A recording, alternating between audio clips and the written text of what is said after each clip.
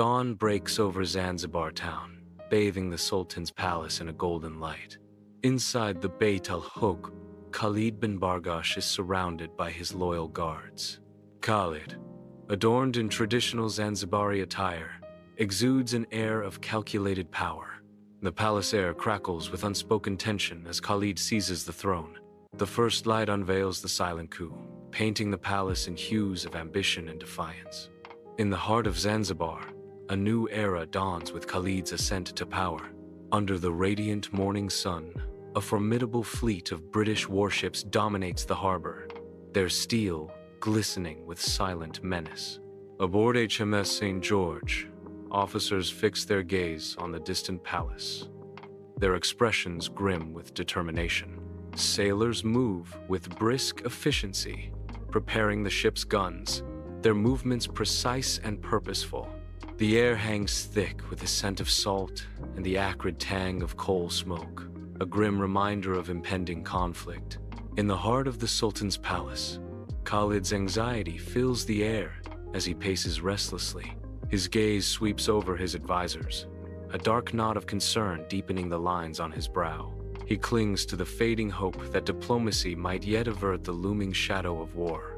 Around him, a motley crew of guards stands ready, a mixture of uniformed soldiers and armed civilians, prepared to defend the palace. Antiquated cannons stand as silent sentinels, a grim reminder of the battles to come.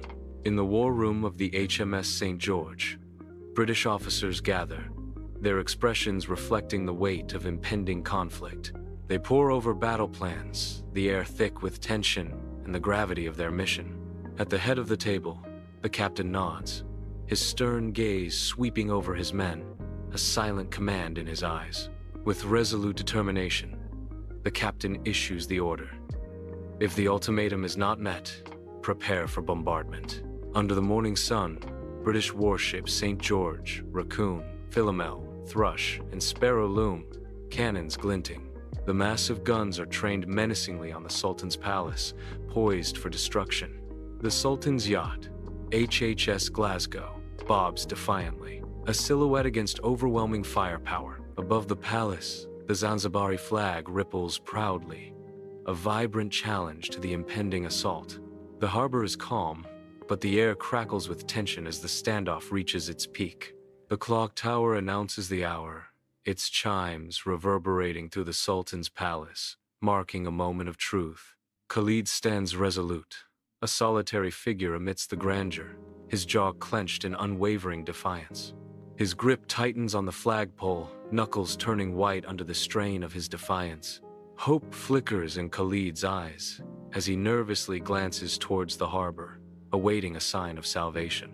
The weight of responsibility settles on Khalid as he remains steadfast, a beacon of resistance against the encroaching dawn. The morning at the harbor is shattered as a signal flag drops on the St. George. The St. George unleashes a deafening roar, its massive guns firing the opening salvo.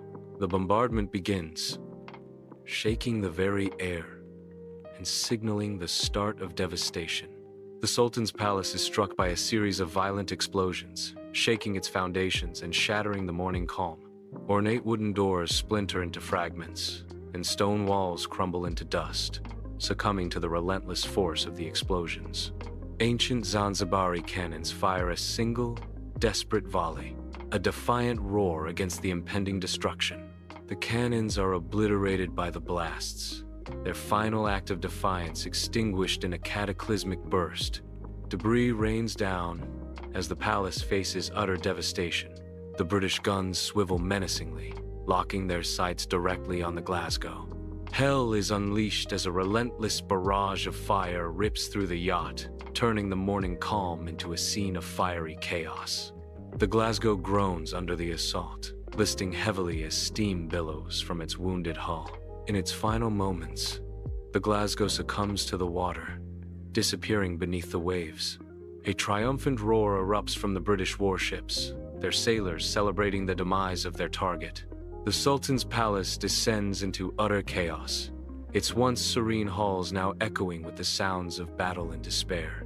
Amidst the carnage, brave defenders fall, succumbing to the overwhelming onslaught of the invaders. Khalid, witnessing the hopelessness of the defense, faces the grim reality with steely resolve. With a heavy heart, Khalid issues a fateful command, his voice ringing with the weight of responsibility. His loyal guards, unflinching in their duty, swiftly mobilize to carve a path to freedom amidst the turmoil. The escape route takes shape, a desperate gamble amidst the encroaching darkness.